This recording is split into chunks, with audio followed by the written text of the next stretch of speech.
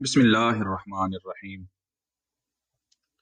सूरह फातिहा, सातवां हिस्सा, तीसरी आयत।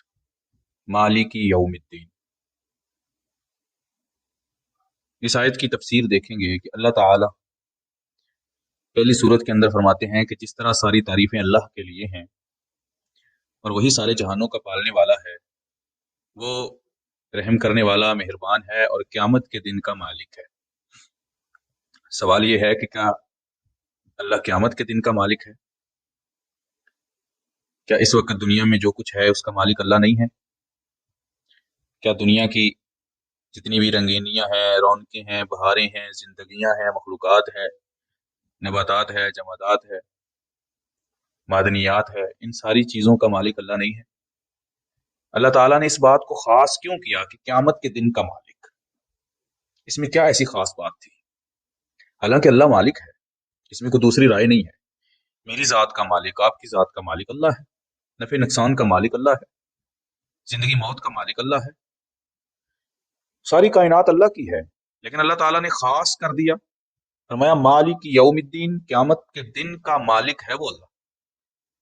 इससे मुराद ये है कि यहां फिर भी उसने किसी ना किसी को कुछ इख्तियार देकर, जैसे बाप तो बाप ही होता है, लेकिन बेटों में से किसी के सर पे बोझ डाल देता है कि बेटा फलां काम तूने संभालना है, बेटा फलां काम तूने करना है, बेटा फलां काम तूने करना है। अब कोई कहे कि ये बेटे खुद मुख्तार हैं और ये ऑनर हैं इस चीज के, तो ऐसा तो नहीं होता। यकीनन औलाद तो औलाद ही होती है। जब उनसे पूछेंगे वो कहेंगे भाई असल बात तो अबू की है, बाप की है, वालिद साहब की है, हम तो वो जो कहते हैं उस हुक्म के मुताबिक कर रहे हैं। एन इसी तरह दुनिया के अंदर बहुत सारी बहारें रंगीनियां जो मौजूद हैं, उसमें मुल्क हैं, बर आज़म हैं, जजीरे हैं, बस्तियां हैं, रियासतें हैं, उनमें कुछ ना कुछ किसी ना किसी को अता किया है। फरमाया इतनी जमीन है, इसको तू संभाल ले, क़यामत के दिन हिसाब लूंगा तुझसे।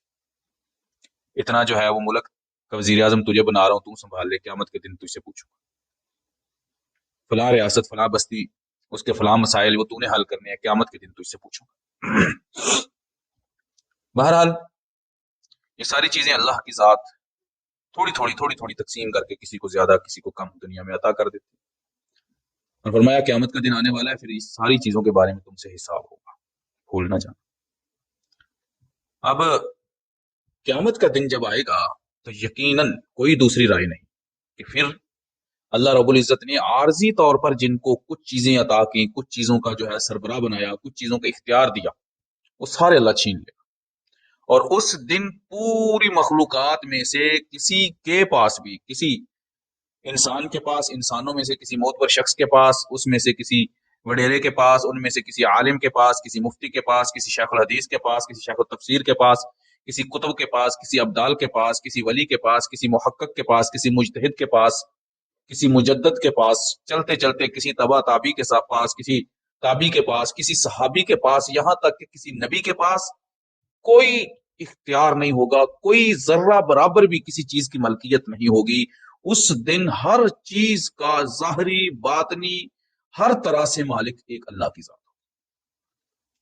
समझाया ये जा रहा है कि यहां तुमने जाना है, इस हिसाब से मांगो कि उस चीज का मालिक एक अल्लाह है और अल्लाह की वो जात ही, उसी के पास सारी मलकियत है। उस दिन किसी की नहीं चलेगी। सफन सफा, सफ ब सफ खड़े होंगे सारे, कोई कुछ नहीं कह सके, कुछ बोल भी नहीं सके।